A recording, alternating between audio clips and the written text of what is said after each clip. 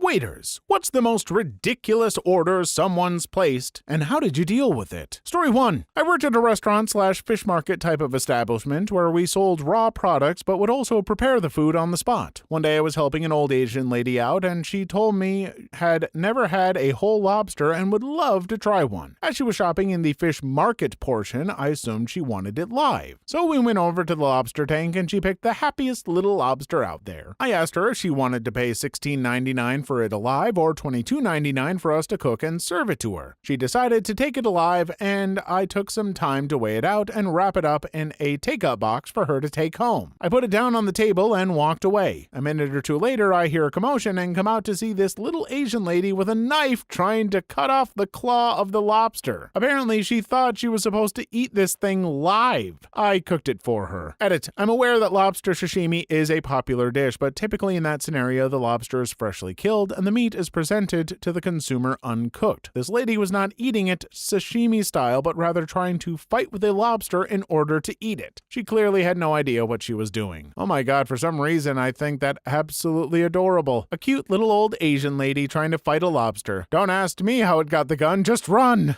Story 2. Not a waiter, but a cook. Had a lady order her tofu scramble burnt, so I cooked it hard. She sent it back because it wasn't burnt enough, so I cooked it harder. She sent it back again, and the waiter said she really wants it burnt. So I got a wok super hot, put too much oil in, and proceeded to burn the crap out of it. The chef came by and lost his crap. I explained it to him, and he watched me burn just to ruin the thing. It was black and smelled like a tire fire. She ate all of it and said we were the only place to get it right. She came back every weekend for it, and we had to train new cooks how to burn the living F out of her food for her. I still can't comprehend why she would eat that. I had a customer send back well done prime rib 3 times because it wasn't well done enough. The cook said F it the 4th time and dropped it in the deep fryer for at least 5 minutes. Then the customer asked for a side of ketchup. As terrible as that is, I've cooked for so long that sort of crap doesn't even bother me anymore. People like what they like, and it's doubtful they're gonna change. It's when they're petulant demanding buttholes about it that gets me. I'm all for people liking what they like, but also, when you're a good cook, it hurts for someone to be like, no, I want you to forget your artistry, your skills, and I want you to cook this like someone who has never seen a stove before.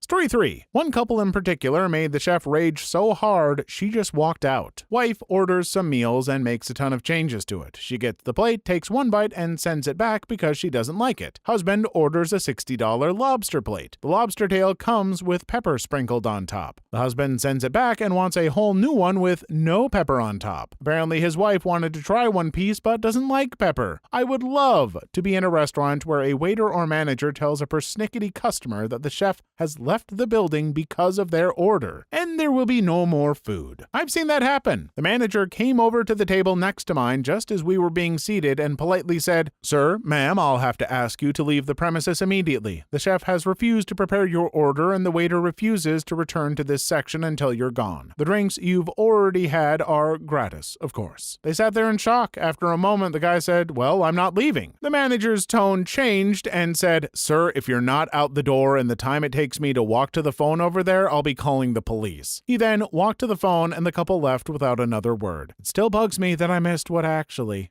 Story 4. I worked at a coffee shop and a girl ordered hot cocoa. We have milk, dark, or white chocolate, so I asked her which she would like. It was a very standard question that we asked everyone. Then this happened. "None of those, I just want Oreos on top." Girl. Do you just want warm milk with whipped cream and Oreos? Me. Disgusted look and tons of sass. "No, I want hot chocolate with whipped cream and Oreos on top." Girl. Okay, great. So for us to make hot chocolate, we melt these little chocolate chips into milk. We have milk chocolate, dark chocolate, and white chocolate chips. Which would you like us to use? Me. "No, you don't get it. I want hot chocolate with whipped cream and Oreos on top. I don't want those chocolate chips." Girl. I just gave up trying and used milk chocolate. She was at least 15 too. Seriously, kid? Ugh. Story 5. I worked at a national pizza chain for a while as a manager. We used to get this guy who would order all the time. He was lactose intolerant, so couldn't have cheese, and had severe heartburn when he ate red sauce. He would order an extra large supreme with no sauce and no cheese. I told the guy if I did that, the toppings would just fly all over the box, but he didn't care. We ended up just baking the dough separate from the toppings and put the toppings in a small wing box on the side for him. Guy said no other pizza place would do that for him, and he turned out to be a great repeat customer who always tipped well. I will say one thing about the picky pizza people: you get it right for them, you become their new best friend, and it kind of feels good. Pizza is a special art, a beautiful thing that can be made in so very many ways. So many toppings, crust types, sauces, cheeses. There are a plethora of things that are a pizza. What this man ordered is not a pizza. It's flatbread and toppings, and that's totally fine, but it isn't pizza. Story 6. Not a waiter, but when I was a kid, my little brother hated cheese but loved pizza. He was only 4 or 5 at the time and didn't fully grasp the concept of pizza yet, so when we ordered a pizza, my dad would always have to order a plain pizza. One time we were at a Pizza Hut and my dad ordered a plain pizza, and the waiter responded, "Okay, so a large cheese pizza." My brother immediately started crying, so my dad started winking at the waiter going, "No, a large plain pizza." Evidently, there was a breakdown in communication between my dad and the waiter, and we ended up getting a circle of dough covered in sauce. Please like and subscribe if you made it this far. I hope you'll enjoy the rest of the video and have a wonderful day. Story 7. I had a lady tell me it was impossible to make the dish too spicy. When I told the cooks, they took it as a personal challenge. I don't remember what they put in it, but I do know that someone ran to a grocery store for another ingredient. It was literally the spiciest thing I have ever smelled. Just being an arm's length away from it 30 seconds while I delivered it had me coughing and tears streaming down my face. Guests at nearby tables complained about the smell. Just so much capsaicin in the air that people 15 feet away were uncomfortable. But she ate everything. She ate every single bite and then scraped up the remaining sauce and ate that too. Story 8. I worked in fine dining for a while. I had one lady order creme brulee French toast with a Fruit Loops crust and a bottle of champagne with 2 carafes of orange juice. We made it. Actually, we made a whole batch and the workers ate it. It was actually really good. It was a hotel restaurant. Yeah, no, you absolutely had me on board with the Fruit Loops crust. That sounds friggin' delicious, and I now have brunch plans for this Sunday. Story 9. I had a 4-top once when one of the gentlemen was ordering and asked for extra onion, and he made extreme emphasis on extra onion. So I put the order in and have to talk to the chef to make sure he understands extra onion. So when the order comes out, I get a side plate of cut whole onion. I giggle and take the order to the table. I put the orders of food in front of all the guests and left the onion man for last. I set his plate of food and extra onion down, and he looks up at me and starts laughing. The whole table is now laughing. I'm like, the F? Apparently, wherever they go, no matter what, he always asks for more onion, and this time, Mr. Snarky Chef nailed it.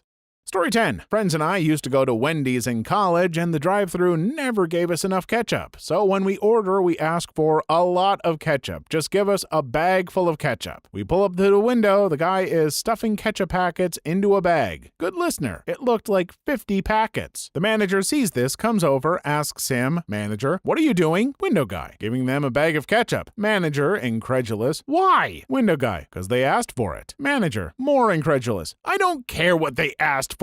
He shoved 10 packets into our bag of food, mumbles to have a nice day, and walked away shaking his head. Story 11. It wasn't so much the order that was disturbing, but the post-order request. He asked me to chew up the food and put it back onto his plate. No medical reason, no missing teeth, not old, just creepy as F. He got very upset when I declined. You win. Weirdest request ever awarded is yours, hands down. All I can think of is some bizarre intercourse thing. Are you a woman? I am. I assumed it was some type of kink. Are you a wanted criminal or a suspect in an unsolved mystery?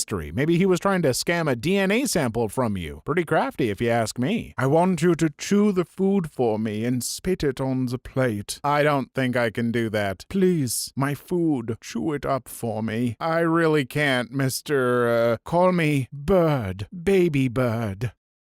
Story 12. I had someone ask me how many wings are in your 10-count wings. I simply replied somewhere between 9 and 11. We sell wings by nines. Can I get 9 wings, half of them barbecue? I don't know, they might turn out a little unevenly cooked.